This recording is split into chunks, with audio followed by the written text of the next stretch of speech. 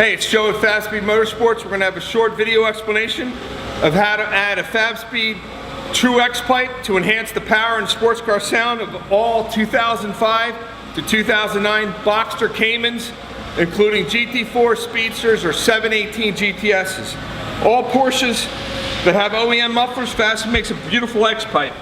You need a 13mm socket here, a 15mm socket to remove the H-pipe tips or the single tips, and there's a PSC muffler off a GT4 or a Spider. You basically loosen everything up and pull it apart. Take the factory tip off, or the H-pipe tip, slide on the Fabspeed True X pipe. It's nice to have an extra set of hands, but I'm doing it by myself. And then you pull this together, and you would retighten it, and now you take your carbon fiber tips, slide them on from Fabspeed, and or our stainless steel single wall tips, our polished chrome tips, or your choice of ceramic tips.